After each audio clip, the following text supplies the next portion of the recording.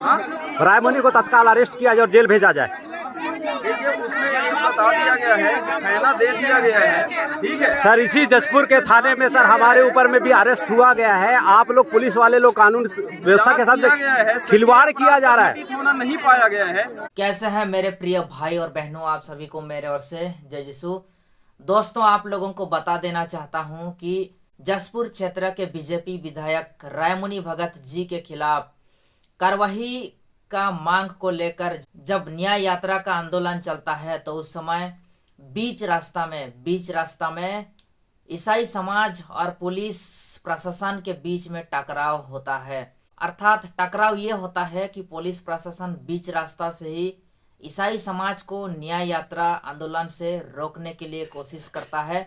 तो इस समय एक हमारा ईसाई यूट्यूबर रूप नारायण एका और इस पुलिस प्रशासन के बीच में थोड़ा सा बहस जैसा बातें होता है।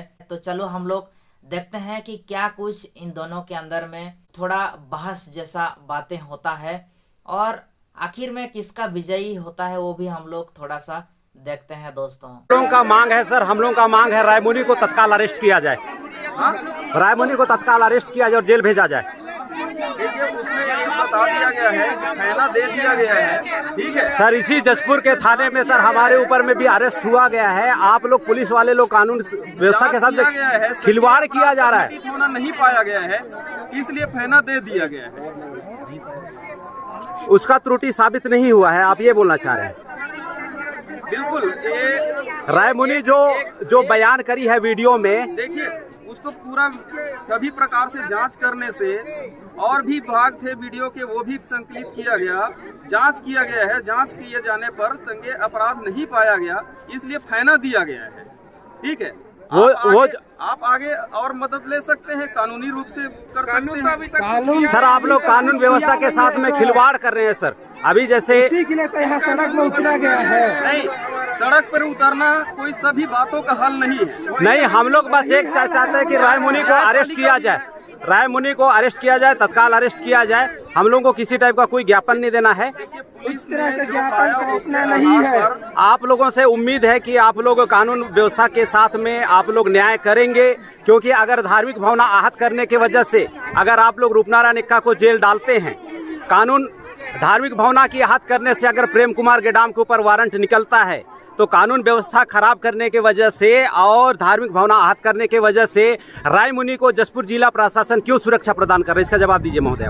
मैं आपको बता चुका हूँ, भली भांति जांच किया गया है। जांच करने के बाद जो भी सर, वो जो बोल रही है कि ईसा मसीह को क्रूस में ठोक देते हैं, अगर उसमें दम होता तो बचता, वो बात क्या गलत है? उन्होंने बोला कि जो में अब घटित नहीं होना पाया गया संज्ञेय अपराध। सर, हमारे पास में वीडियो है, दिया जाए आपको? वीडियो है हमारे पास में, दिया जाए आपको? वीडियो का एक अंश है ना भाई, पूरा हमारे पास में 6 मिनट का हर पहलू से जांच किया गया है। इसके तो सर, हमारे मामले में आपने हर पहलू से क्यों जांच नहीं किया? तो भाई अब विधिवत रूप से सर, ये विधिवत ही है। विधिवत में हमने FIR किया, विधिवत में हमने नहीं दी गई है। लोक व्यवस्था और भी कारणों को ध्यान रखते हुए सर, इसके कारण आज जिला प्रशासन है सर, क्योंकि फर्स्ट बार में आपने FIR दर्ज नहीं किया, दूसरी बार में न्याय। हम लोगों को यही आग्रह, मानव श्रृंखला, लोक व्यवस्था बनाए रखने के लिए, शांति व्यवस्था बनाए रखने के लिए और आवागमन सुचारू रूप से चले, इसके लिए आप लोग यहाँ। और हमारे ओर से भी आपसे निवेदन है सर कि कानून व्यवस्था जशपुर में बनाए रखने के लिए रायमुनि को तत्काल गिरफ्तार किया जाए। आप लोगों ने देखा दोस्तों कि पुलिस प्रशासन रायमुनि भगत जी को बचाने के लिए पूरी प्रयास करते हैं। अर्थात पुलिस प्रशासन ये साबित करना चाहता है कि रायमुनि भगत जी ने जो बयान दिए हैं वो दरअसल उसमें कोई भी दोषी पाया नहीं जाता है। अर्थात रायमुनि भगत जी ने जो ईसा मसीह के खिलाफ बयान दिए हैं वो बिल्कुल गलत नहीं है, अर्थात वो गलत टिप्पणी नहीं किए हैं, उसमें वो बिल्कुल निर्दोष पाए जाते हैं, इसलिए उनके खिलाफ कुछ भी कार्रवाई नहीं होता है।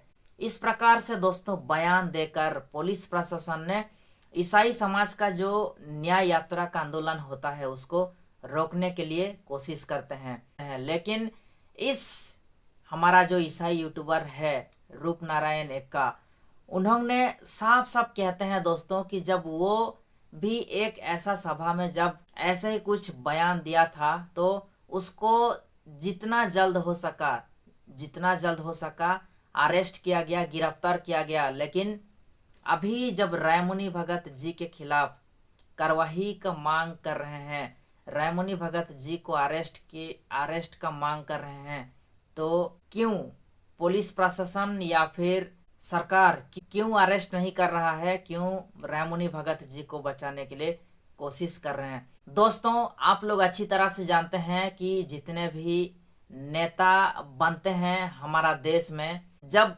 शपथ ग्रहण करने का समय आता है उस समय वो लोग संविधान का जो किताब है उस किताब के ऊपर हाथ रख के वो लोग कसम खाते हैं, शपथ ग्रहण करते हैं कि इस संविधान में जो भी नियम है, रूल्स है, रेगुलेशन है, उसके तहत हम लोग चलेंगे और संविधान का नियम को पूर्ण रूप से हम लोग पालन करेंगे। लेकिन जब शपथ ग्रहण खत्म होता है दोस्तों, उसके बाद में जब कभी भी ऐसे घटनाएं घटती है तो बिल्कुल भी ऐसा नज़र नहीं आता है दोस्तों कि जो नेता लोग हैं उनमें से कई सारे ऐसे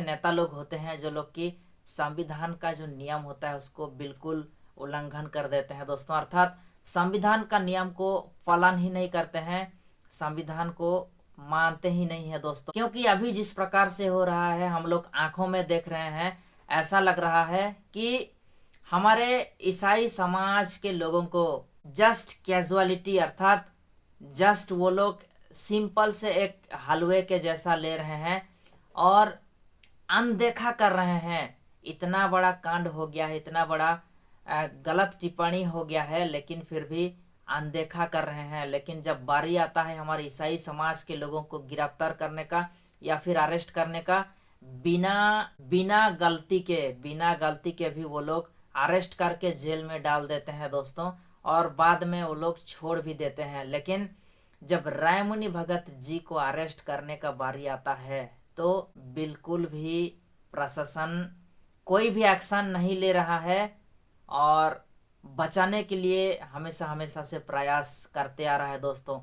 तो इस सब कुछ घटनाओं को जब हम लोग देखते हैं तो ऐसा महसूस होता है कि बिल्कुल एक तरफा हो जा रहा है, अर्थात जो कानून व्यवस्था है, जो संविधान है, उसके खिलाफ में ये सब कुछ हो रहा है दोस्तों। और आप सभी लोगों को मैं और एक बात बता देना चाहता हूँ दोस्तों कि यदि पुलिस प्रशासन के द्वारा कुछ नहीं होता तो न्यायालय जाना ही बेहतर होगा, हाईकोर्ट जाना ही बेहतर होगा, ताकि वहाँ आपको कोई नहीं रोक सकता है। और जिस प्रकार से अभी हम लोग आंखों में घटनाएं देख रहे हैं, ऐसा लग रहा है कि पुलिस प्रशासन के द्वारा कुछ नहीं होगा, न्यायालय, हाईकोर्ट ही अंत में जाना पड़ेगा दोस्तों, तभी जाके हम लोग सफल होंगे, हमारा यात्रा सफल होगा और रायमुनि भगत जी के खिलाफ उचित कार्रवाई होगा दोस्तों। हमेशा प्रार्थना करते रहें ताकि रायमुनि भगत जी को उचित दंड मिले। आज के लिए इतना ही। सभी को फिर से एक बार जय यीशु, धन्यवाद।